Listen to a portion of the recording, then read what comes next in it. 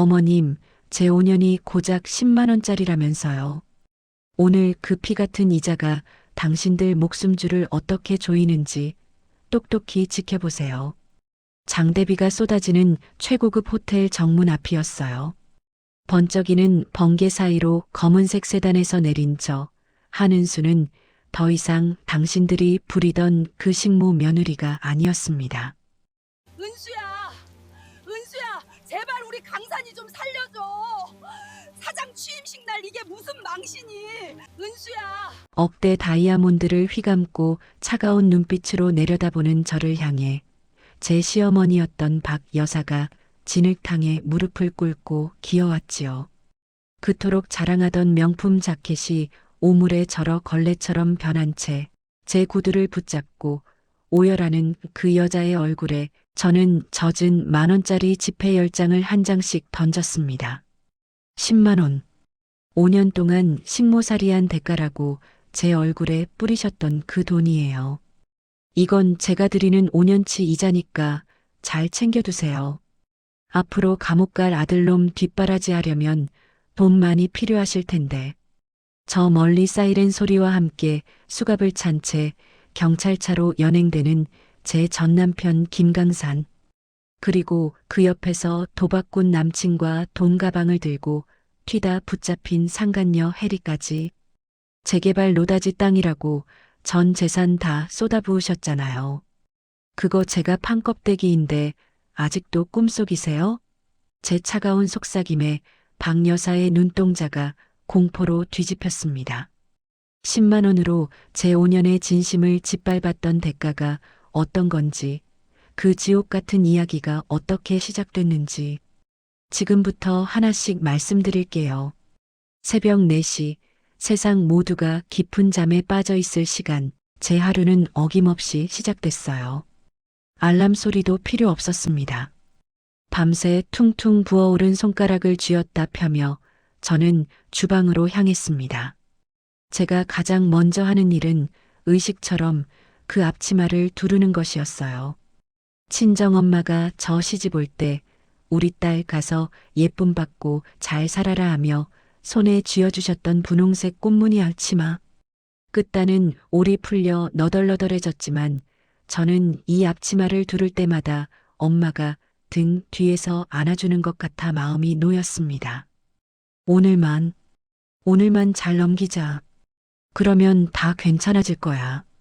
스스로에게 주문을 걸며 저는 50인분의 만찬 준비를 시작했습니다. 오늘은 제 남편 김강산 씨가 태양그룹 사장으로 내정된 것을 축하하는 아주 중요한 만찬 날이었거든요. 전복 10마리를 일일이 칫솔로 문질러 씻고 신선로에 들어갈 육수를 끓이기 위해 커다란 곰솥을 불 위에 올렸습니다. 8시간 동안 옆에 붙어서 기름기를 걷어내야 하는 고된 작업이었죠. 얼음장 같은 물에 손을 담글 때마다 뼈마디가 시려왔지만 남편의 성공을 위해서라면 이 정도 고생은 당연한 줄 알았습니다. 그때였어요. 등 뒤에서 코를 찌르는 진한 명품 향수 냄새가 밀려왔습니다. 제 시어머니 박 여사였죠. 아유, 이 집구석은 아침부터 무슨 파출부집 냄새가 이렇게 진동을 하니? 은수 너는 코가 없니? 환기 좀 시켜라.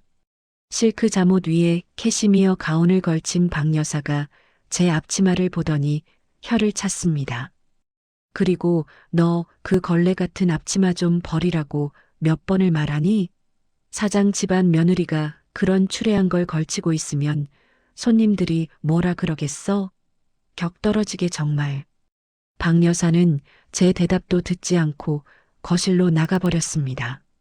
엄마의 온기가 담긴 앞치마가 박 여사 눈에는 그저 걸레로 보인다는 사실이 가슴 아팠지만 저는 아무 말 없이 젖은 손을 앞치마에 슥 닦았어요.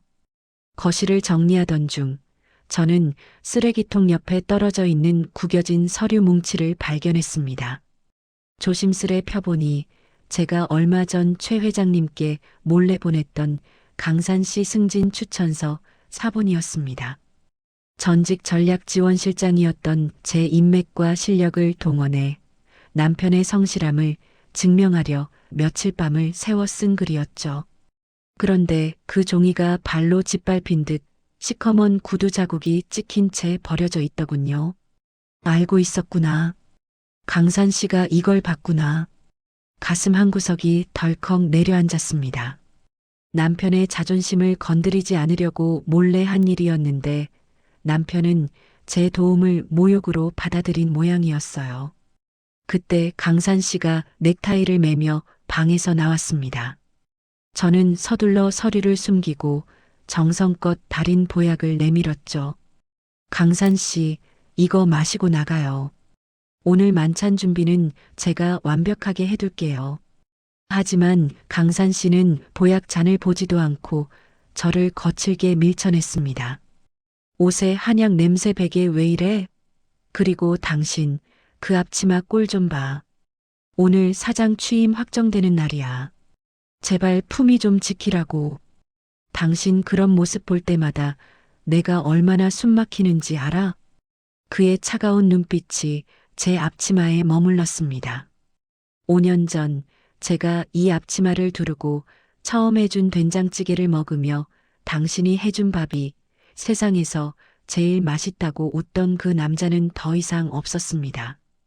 남편이 나가고 난 뒤 거실 테이블 위에 박 여사가 펼쳐놓은 서류가 눈에 들어왔습니다. 평소 부동산 투기에 혈안이 되어 있던 박 여사가 웬일로 제 명의의 인감과 신분증을 요구하더군요. 사장 부인 될 사람이니 세금 줄이려면 명예 좀 빌려야겠다. 너는 그냥 도장만 찍어. 부엌대기가 뭘 안다고 꼬치꼬치 묻니? 저는 단번에 알 수 있었습니다. 박 여사가 보고 있는 강남 재개발 확정지라는 정보는 제가 현직에 있을 때 이미 재개발 취소 예정지로 분류해 두었던 가짜 매물이었거든요. 어머님, 이 땅은 위험해요. 제가 예전에 듣기로는 내가 뭘 들어? 밥이나 하던 년이 어디서 감히 가르치려 들어? 당장 인감 내놔. 박 여사는 제 말을 자르고 제 손에 쥐어 있던 인감 도장을 낚아챘습니다. 저는 더 이상 말리지 못했습니다. 대신 훗날 이 일이 가족에게 법적 책임을 물을까봐, 그리고 어머님이 나중에 저를 원망하실까봐 남몰래 가계부 뒤편에 모든 정황과 통화 내용을 기록해 두었습니다. 전직 비서실장으로서의 본능적인 습관이었죠. 그날 오후 식탁을 닦던 제 눈에 강산 씨가 소파에 두고 간 핸드폰이 들어왔습니다. 알림창에 뜬 낯선 이름 해리. 자기야, 오늘 파티 끝나고 봐. 보고 싶어. 손이 파들파들 떨렸습니다. 하지만 저는 아니야. 피곤해서 잘못 본 거겠지. 우리 강산 씨가 그럴 리 없어. 저는 애써 현실을 부정하며 눈을 질끈 감았습니다. 지금 저에게 중요한 건 이 가정을 지키는 것뿐이었으니까요. 만찬 시간이 다가오자 집안은 화려한 꽃들과 명품 향수 냄새로 가득 찼습니다. 모든 준비를 완벽하게 마친 저를 향해 박 여사가 다가와 마지막 경고를 날렸습니다. 은수, 너 오늘 손님들 오시면 절대 부엌에서 나오지 마. 너 그 꼬락서니로 나타나면 우리 강산이 얼굴에 칠하는 거야. 알았어? 주방 문이 닫히고 저는 홀로 남겨졌습니다. 화려한 거실에서 들려오는 사람들의 웃음소리와 와인잔 부딪히는 소리. 그 소음 너머로 제 손목의 파스 냄새만이 지독하게 올라오고 있었습니다. 이것이 제 5년 헌신의 끝이라는 걸 그때는 미처 알지 못했습니다. 거실에서는 연신 웃음꽃이 피어났습니다. 아이고, 이 신선로 맛이 정말 일품입니다. 육수가 어쩌면 이렇게 깊고 깔끔해요? 역시 사장님 댁은 다르네요. 내로라 하는 정재계 인사들이 제 요리를 한 술씩 뜰 때마다 감탄사를 쏟아냈죠. 그 소리가 주방 문틈을 타고 제 귀에 들려올 때마다 저는 퉁퉁 부은 손가락을 찬물에 담그며 쓰린 마음을 달랬습니다. 제 손등 위로는 뜨거운 김에 댄 흉터와 칼에 베인 상처들이 가득했지만 그 사람들에게 저는 보이지 않는 유령이었어요. 50인분의 요리를 혼자 차려내느라 저는 정작 밥 한 숟가락 구경도 못했지요. 주방 구석에서 다 불어 터진 컵라면 하나를 겨우 뜯어 국물을 마시고 있는데 박 여사의 목소리가 들려왔습니다. 아이고, 뭐려. 사장 집안 만찬인데 격이 있어야죠. 제가 특별히 서울에서 제일 가는 한정식집 수석 셰프를 초빙했어요.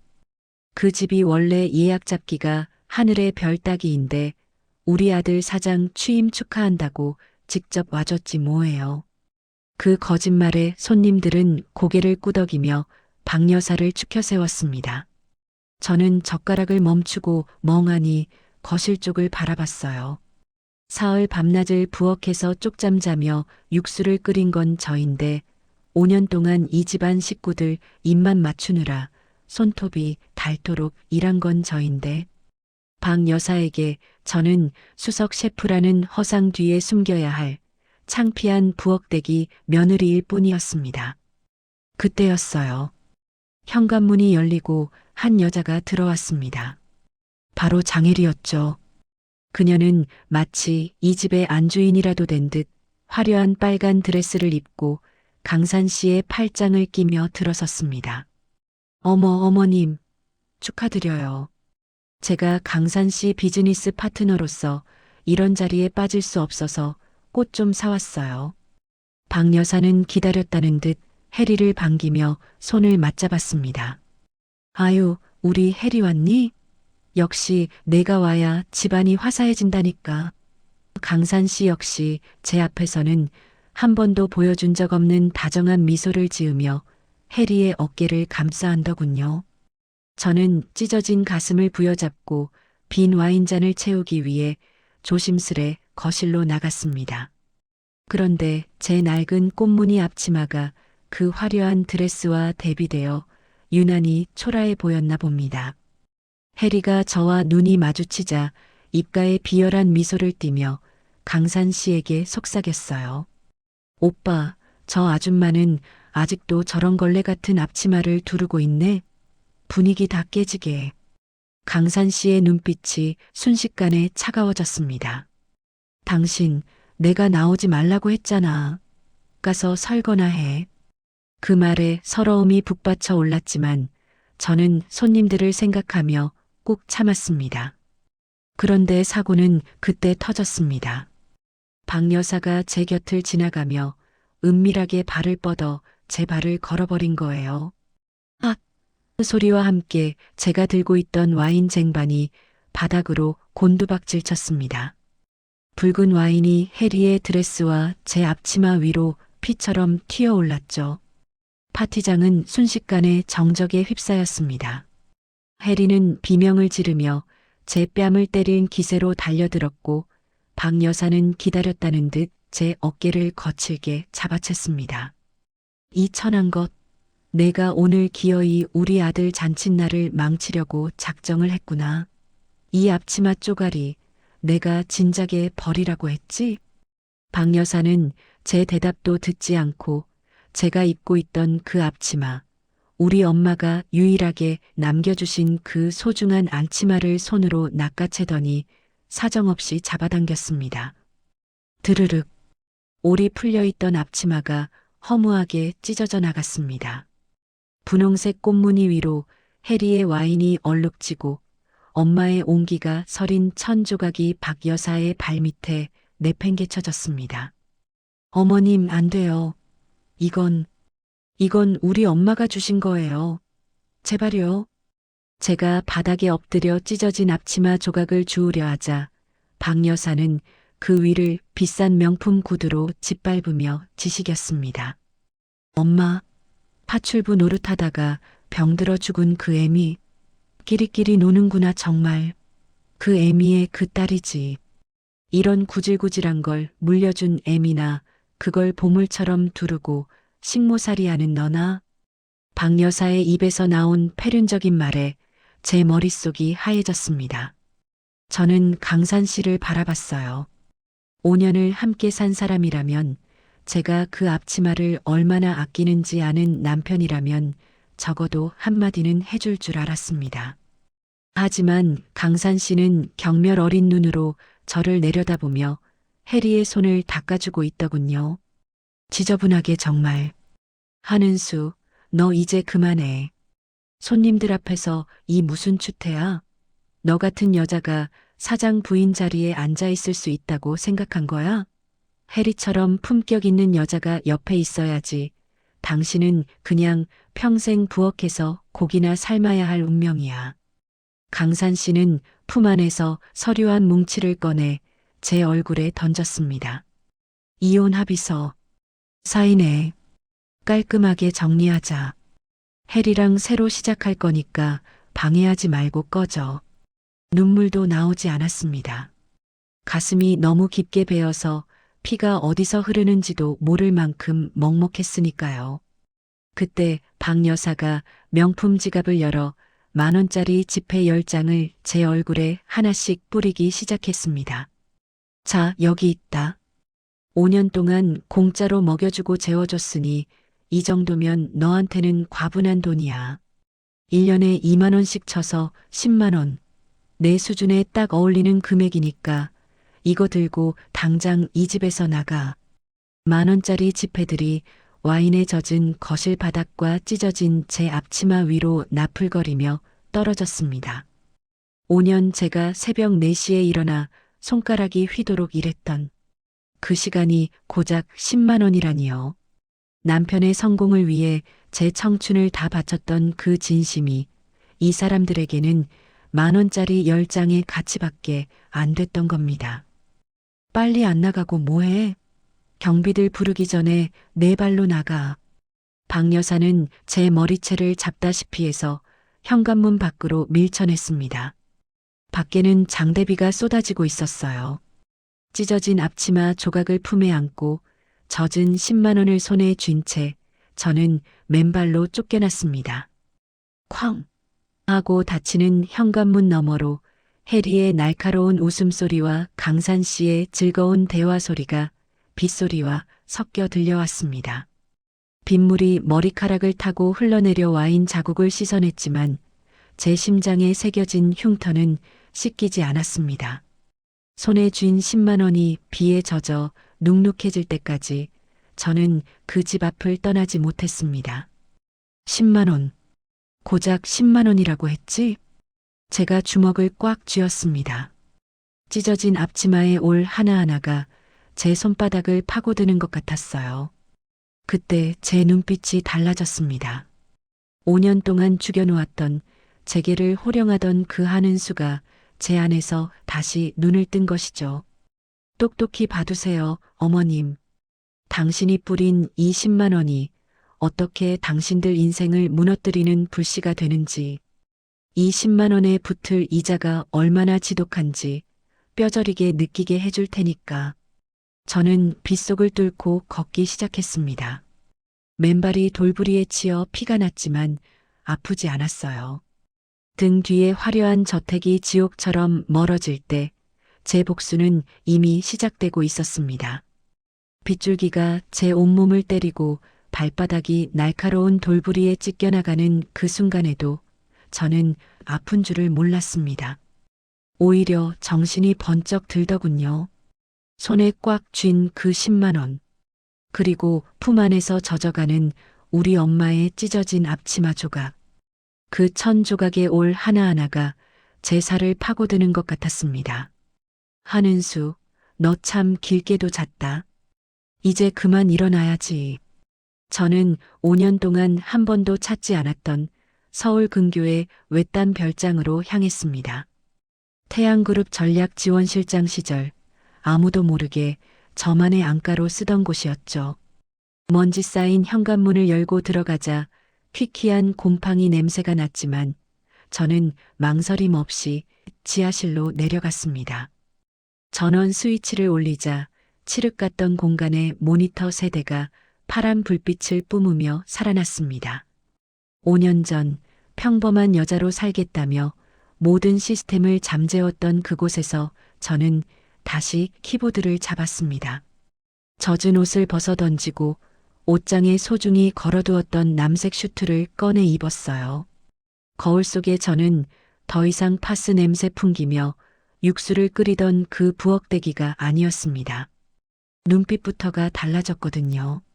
서늘하고 한치의 오차도 허용하지 않는 그림자 실세의 눈빛으로요. 최 실장입니다. 전용 회선 복구하고 태양그룹 김강산 전무. 아니, 신임 사장 주변 자금 흐름 다 띄우세요. 신호음이 한번 울리기도 전에 상대가 전화를 받더군요. 5년 만에 복귀였지만 제 조직은 여전히 저를 기다리고 있었습니다. 같은 시각 제가 쫓겨난 그 저택에서는 구역질 나는 파티가 벌어지고 있었습니다. 박 여사는 이제야 집안에 사람 냄새가 난다며 해리를 안방으로 들였고 제가 쓰던 낡은 살림들을 마당으로 내던졌습니다. 제가 매일 아침 남편의 셔츠를 다리던 다림판, 엄마와 함께 썼던 낡은 요리책, 그 소중한 기억들이 불길 속에서 제로 변해갔습니다. 하지만 그들은 몰랐을 겁니다. 그들이 태우고 있는 건 제 살림살이가 아니라 자신들의 마지막 동아줄이었다는 것을요. 저는 모니터 위로 쏟아지는 숫자들을 하나씩 분석하기 시작했습니다. 박 여사가 제 인감을 뺏어가서 올인한 그 강남 건물. 그녀는 지금쯤 재개발 확정 소식만 기다리며 샴페인을 터뜨리고 있겠죠? 하지만 제가 확인한 데이터는 무서웠습니다. 그곳은 이미 보름 전 정부의 강력한 규제로 재개발 영구 취소 및 공원 부지 지정이 확정된 곳이었거든요. 박 여사는 자신의 비자금과 대출금을 영혼까지 끌어모아 제 명의의 껍데기 회사로 돈을 쏟아부었습니다. 명의는 제 것이지만 실소유주가 박 여사라는 증거를 저는 이미 차곡차곡 모아두고 있었죠. 그 돈은 이제 휴지 조각이 된 땅속으로 영원히 사라질 운명이었습니다. 어머님 10만 원으로 제 인생을 사셨다고 했죠? 그 10만 원의 이자가 어머님의 전 재산을 집어삼키는데 딱 일주일이면 충분하겠네요. 그리고 저는 장혜리, 그 여자의 뒤를 캤습니다. 강산 씨는 해리가 무슨 재벌가 조카라도 되는 줄 알지만 제 레이더망에 걸린 그녀의 실체는 추잡하기 짝이 없었습니다. 그녀는 이미 여러 번 혼인 빙자 사기로 전과가 있는 여자였고 지금도 강산 씨에게 받아낸 돈을 도박 중독자인 전 남친에게 실시간으로 송금하고 있더군요. 강산 씨가 사장 자리에 앉아 해리와 미래를 꿈꾸며 정재계 인사들에게 뇌물을 뿌리는 그 모든 과정. 그건 역시 제 가계부 데이터와 실시간 계좌 모니터링 시스템에 하나도 빠짐없이 기록되고 있었습니다. 그때 핸드폰이 울렸습니다. 태양그룹의 진짜 주인 최평천 회장님이었죠. 선영아. 아니, 은수야. 이제야 돌아왔구나. 그 녀석들이 너를 그렇게 홀대하는 줄은 꿈에도 몰랐다. 회장님, 죄송합니다. 제가 너무 늦게 일어났죠? 김강산 사장, 아니, 김강산 씨의 취임식 선물. 제가 직접 준비해도 되겠습니까? 전화기 너머로 회장님의 나지막한 웃음소리가 들렸습니다. 그래, 내 방식대로 해라. 오물은 깨끗이 치워야 집안이 바로 서는 법이지. 정권은 너에게 주마. 회장님의 허락이 떨어지는 순간 제 복수의 톱니바퀴는 완벽하게 맞물려 돌아가기 시작했습니다. 저는 태양그룹 본사의 특별전략 비서실장이라는 가짜 직함을 만들고 얼굴을 가린 채 잠입했습니다. 강산 씨는 제 정체도 모른 채 자신이 올리는 결제 서류가 왜 자꾸 반려되는지, 왜 투자자들이 하나둘 등을 돌리는지 이유도 모른 채 미쳐가고 있었죠. 저는 매일 아침 출근하면 책상 위에 그 젖은 10만 원을 나란히 펴두고 말했습니다. 김강산 씨, 당신이 버린 건 아내가 아니라 당신의 운이었어. 당신을 사장으로 만든 게 당신 실력이라고 믿었지? 아니, 그건 내가 매일 새벽에 일어나 끓여낸 육수와 엄마의 찢어진 앞치마로 닦아낸 당신의 오점들이었어. 이제 결전의 날이 다가왔습니다. 대한민국 정재계 거물들이 모두 모이는 김강산 사장의 정식 취임식. 박 여사는 그날 입을 수천만 원짜리 보석 목걸이를 사며 거드름을 피우고, 혜리는 사장 부인이 될 꿈에 부풀어 드레스를 고르고 있었습니다. 강산 씨는 자신이 대한민국 최고의 권력을 쥐었다고 착각하며 축배를 들고 있었죠. 저는 그 취임식장에 뿌려질 특별한 영상과 회계 장부를 완성했습니다. 그리고 제가 5년 동안 썼던 그 낡은 가계부의 마지막 페이지를 펼쳤습니다. 거기엔 제가 쫓겨나던 날의 일기가 딱 한 줄 적혀 있었죠. 10만 원에 팔려나간 내 진심. 이제 그 이자를 받으러 간다. 제가 그 차가운 빗속을 뚫고 사라진 뒤 그 저택은 마치 축제라도 열린 듯 했습니다. 제가 5년 동안 쓸고 닦으며 정을 붙였던 그 거실에는 이제 제 흔적이 단 하나도 남아있지 않았어요. 아유, 혜리야. 이 소파 좀 봐라. 역시 내 안목이 대단해. 그 부엌대기가 고른 칙칙한 것들 싹 치우니까 이제야 사람 사는 집 같네.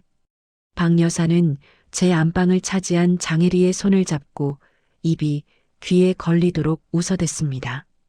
혜리는 제가 쓰던 가구들을 모두 폐기 처분하고 수천만 원을 호가하는 수입 명품 가구들로 집안을 도배했더군요.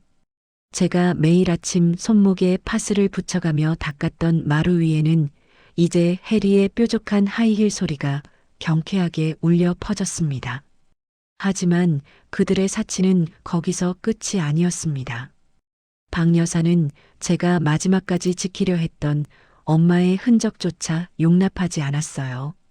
마당 한 구석, 제가 쫓겨나며 다 챙기지 못한 남은 짐들이 산더미처럼 쌓여 있었습니다.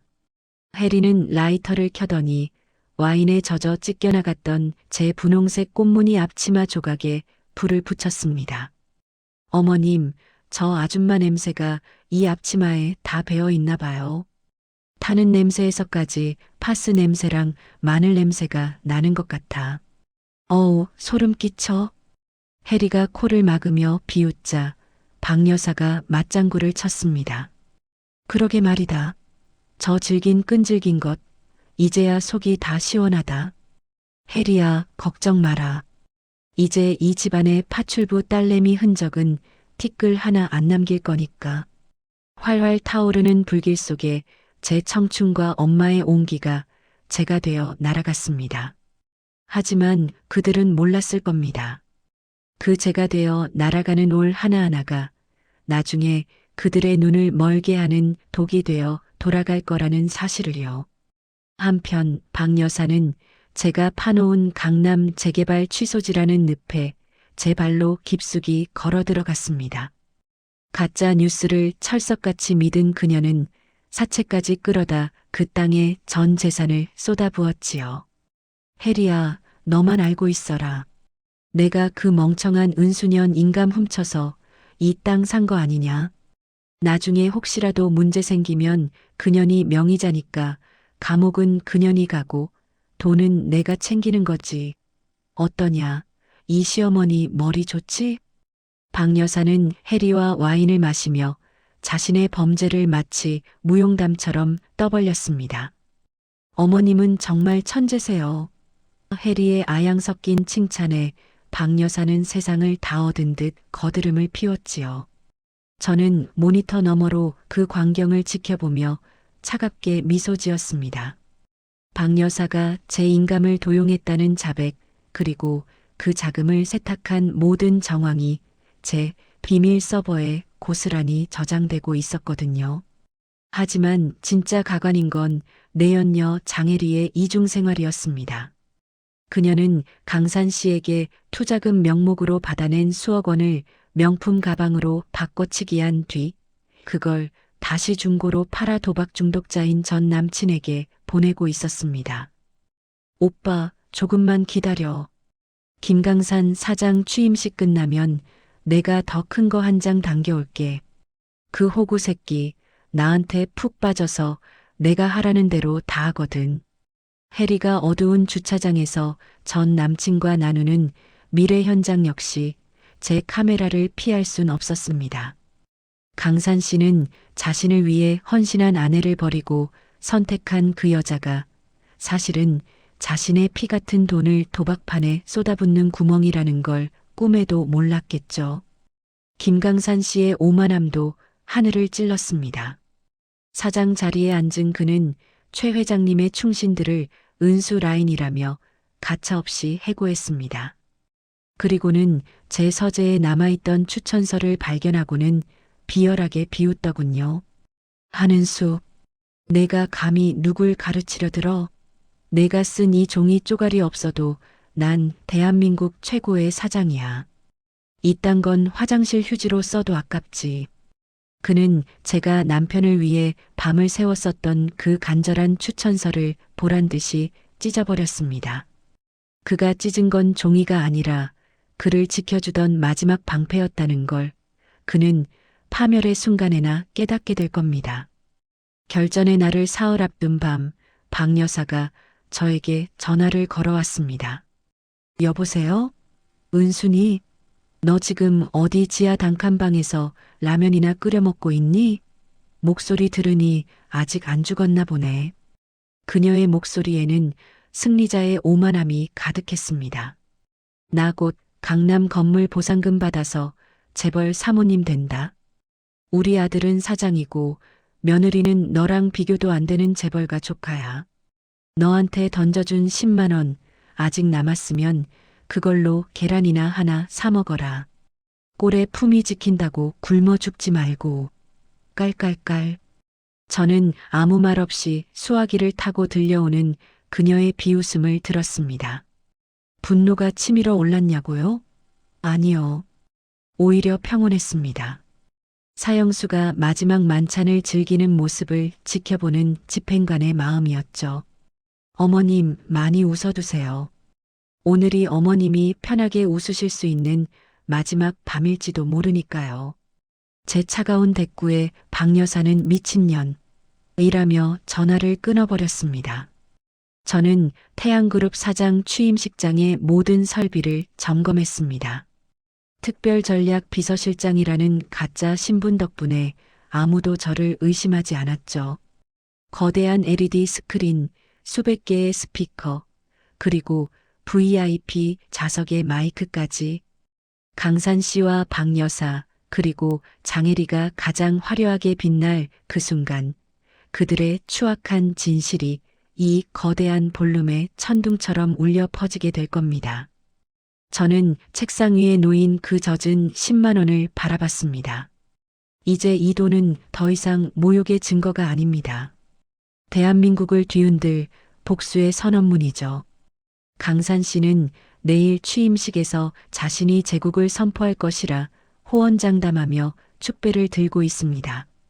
박 여사는 수천만 원짜리 다이아몬드 목걸이를 목에 걸어보며 거울 앞에서 춤을 추고 있죠. 해리는 사장 부인이 되어 사교계의 여왕이 될 꿈에 부풀어 있습니다. 그래, 더 높이 올라가세요. 가장 높은 곳에서 떨어져야 뼈도 안 남는 법이니까. 호텔 그랜드 볼룸은 대한민국 정재계 거물들로 가득 찼고 수백 개의 샹들리에가 눈이 멀 정도로 빛나고 있었죠. 공기 중에는 고가의 샴페인 향과 무거운 권력의 냄새가 뒤섞여 있었지만 제 코끝에는 여전히 지독한 파스 냄새가 맴도는 것 같았습니다. 김강산 씨의 사장 취임식. 그곳은 오늘 그의 제국이 선포되는 자리가 아니라 그의 추악한 욕망이 매장될 무덤이 될 자리였습니다. 단상 위에서 빳빳한 턱시도를 입고 오만한 미소를 짓고 있는 강산 씨의 모습이 보였습니다. 그 옆에는 안주인이라도 된 듯 화려한 드레스를 입은 장혜리가 있었고 앞줄에는 수천만 원짜리 다이아몬드 목걸이를 걸고 하객들에게 거드름을 피우는 박 여사가 앉아 있었죠. 아이고, 오셨어요? 우리 강산이가 워낙 회장님 총애를 받다 보니 이렇게 일찍 사장이 됐네요. 호호. 박 여사의 웃음소리가 볼륨 가득 울려 퍼졌습니다. 일주일 전 제 얼굴에 10만 원을 던지며 식모값이라고 비웃던 그 여자가 지금은 세상에서 가장 고귀한 귀부인 행세를 하고 있었어요. 저는 볼륨 뒤편 조종실에서 그 역겨운 광경을 조용히 지켜보고 있었습니다. 지금부터 태양그룹 신임 사장 김강산님의 취임식을 시작하겠습니다. 먼저 태양그룹의 주인이신 최평천 회장님께서 입장하시겠습니다. 볼륨의 거대한 문이 열리고 백발의 최 회장님이 지팡이를 짚고 입장하셨습니다. 그런데 사람들의 시선은 회장님이 아니라 그 옆에서 회장님을 보자 하며 걷는 한 여자에게 쏠렸습니다. 완벽하게 재단된 남색 슈트, 흐트러짐 없는 단발머리, 그리고 가슴에 꽂은 서늘한 블루 다이아몬드 핀. 바로 저 한은수였습니다. 강산 씨와 박 여사의 얼굴이 동시에 굳어버렸습니다. 귀신이라도 본 듯 입을 벌린 채 저를 바라보는 그들의 시선이 느껴졌죠. 하지만 저는 그들에게 눈길조차 주지 않았습니다. 최 회장님의 귀빈석을 안내한 뒤 저는 당당히 단상역 특별전략 비서실장의 자리로 향했습니다. 취임식의 하이라이트인 사장 업적 영상이 상영될 차례였습니다. 강산 씨는 자신만만한 표정으로 스크린을 바라봤죠. 하지만 스크린에 뜬 것은 그의 화려한 경력이 아니었습니다. 화면이 일그러지더니 볼륨 전체에 박 여사의 목소리가 천둥처럼 울려 퍼졌습니다. 혜리야, 너만 알고 있어라. 내가 그 멍청한 은수년 인감 훔쳐서 이 땅 산 거 아니냐. 일 터져도 그년이 감옥까지 난 상관없어. 장내가 술렁이기 시작했습니다. 대한민국에서 내로라 하는 기업가들과 정치가들이 일제히 얼굴을 찌푸리며 강산 씨와 박 여사를 벌레 보다 쳐다봤습니다. 평생을 공들여 쌓아온 그들의 격이 한순간에 바닥으로 추락하는 소리가 들리는 듯했죠. 스크린에는 박 여사가 부동산 중개인과 나누었던 통화 녹취록과 제 명의를 도용해 비자금을 세탁한 통장 내역이 낱낱이 띄워졌습니다. 박 여사는 비명을 지르며 자리에서 일어났지만 이미 수백 명의 하객이 그녀의 추악한 범죄자 백을 다 들은 뒤였죠. 이게 뭐야? 당장 꺼. 당장 끄라고. 박 여사가 단상으로 뛰어오르려 했지만 제 신호에 따라 경호원들이 그녀를 가로막았습니다. 저는 차가운 미소를 지으며 다음 영상을 재생했습니다. 이번에는 장혜리의 차례였죠. 스크린 속 혜리는 어두운 주차장에서 어떤 남자와 은밀하게 돈 가방을 주고받고 있었습니다. 오빠 김강산 그 호구 자식이 사장 되면 내가 한 장 더 당겨올게. 조금만 참아. 도박 빚 다 갚아줄 테니까. 어머, 저게 뭐야? 사장 약혼녀가 사기꾼이었어? 재벌가 조카라더니 도박꾼 뒷바라지하는 여자였구만. 하객들의 멸시 섞인 수군거림이 해리의 드레스 위로 쏟아졌습니다. 해리는 얼굴을 가린 채 주저앉았고 강산 씨는 배신감과 공포로 온몸을 부르르 떨고 있었습니다. 저는 마이크를 잡았습니다. 볼륨 안의 모든 시선이 저에게 꽂혔죠. 저는 주머니에서 와인에 젖어 찢겨나갔던 그 분홍색 꽃무늬 앞치마 조각과 눅눅하게 젖은 10,000원짜리 지폐 10장을 꺼냈습니다. 김강산 씨, 그리고 박 여사님. 기억하시나요? 5년 동안 가족을 위해 헌신한 저에게 당신들이 던져준 10만 원. 저는 지폐를 허공에 뿌렸습니다. 나풀거리며 떨어지는 돈을 보며 강산 씨가 제 이름을 부르려 했지만 제 목소리가 더 빨랐습니다. 당신들이 10만 원으로 짓밟은 제 5년의 진심. 그 이자가 바로 오늘의 파멸입니다. 김강산 사장님, 아니 김강산 씨. 당신이 받은 뇌물수수 내역과 법인 카드 유용 증거물 이미 검찰에 넘겼습니다. 그 말이 끝나기가 무섭게 볼륨 뒷문이 열리고 수사관들이 들이닥쳤습니다. 화려한 조명 아래 번뜩이는 은색 수갑은 강산 씨의 턱시도 소매보다 더 차갑게 빛났습니다. 김강산 씨 횡령 및 뇌물수수 혐의로 체포합니다. 장혜리 씨 혼인 빙자 사기 혐의로 동행하시죠. 찰칵 하는 수갑 소리가 볼륨의 정적을 깼습니다. 사장 취임식장이 범죄자 체포 현장으로 변해버린 것이죠. 박 여사는 자신의 전 재산을 쏟아부은 강남 땅이 재개발 취소지임을 알리는 최 회장님의 선언을 듣고 그 자리에서 거품을 물고 쓰러졌습니다. 내 돈, 내 땅. 그녀의 울부짖음은 그 누구의 동정도 사지 못했습니다. 저는 수갑을 찬 채 끌려가는 강산 씨 앞에 섰습니다. 그가 비참하게 제 이름을 불렀지만 제 마음속에는 일말의 연민도 남아있지 않았습니다.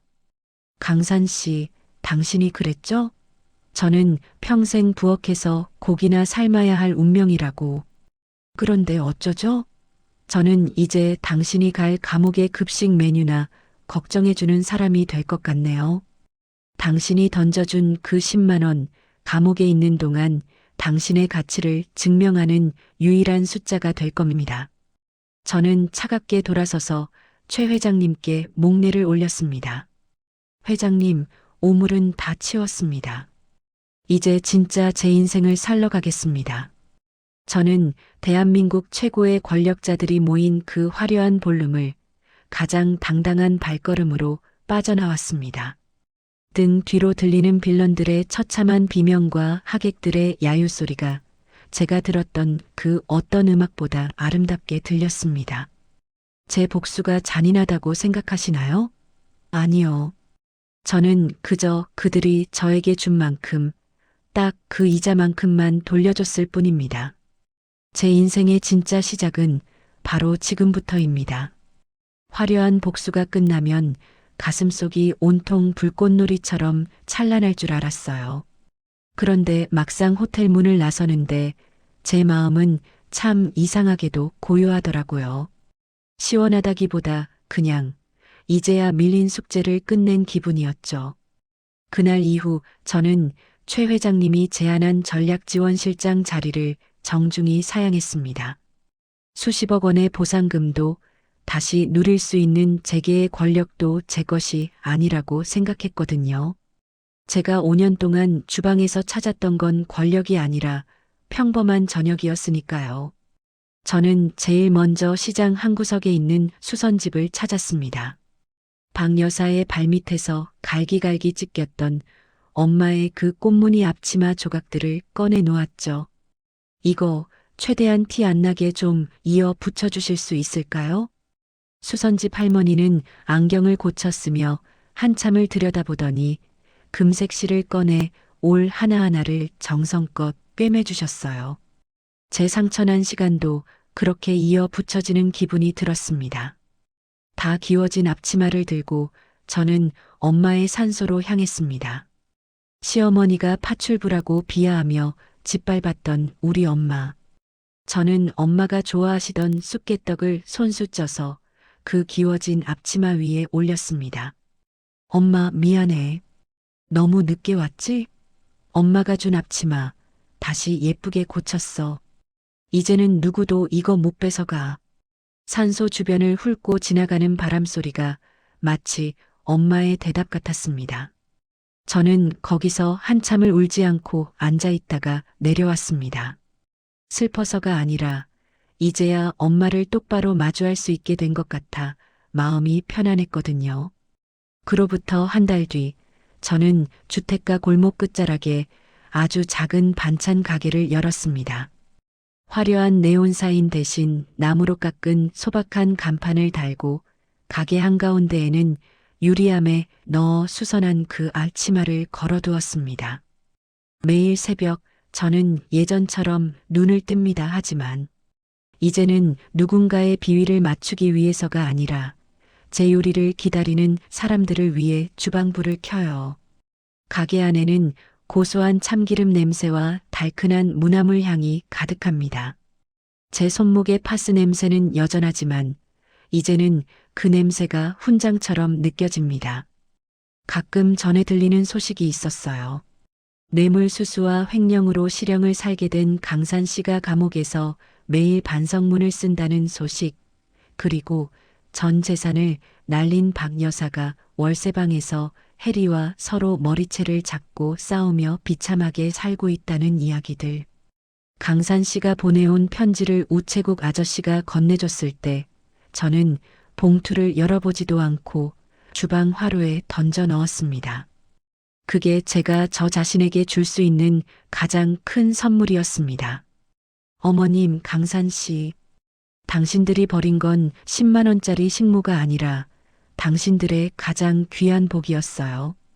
이제는 평생 그 텅 빈 손을 바라보며 사시길 바랍니다. 제 행동이 맞다고 생각하신다면, 그리고 상처받은 모든 은수들이 다시 일어서길 응원하신다면 좋아요 한 번만 꾹 눌러주세요. 여러분의 응원이 저에게는 큰 힘이 됩니다. 오늘도 고생 많으셨습니다. 내일은 더 따뜻한 하루 보내시길 바랍니다. 지금까지 한은수였습니다.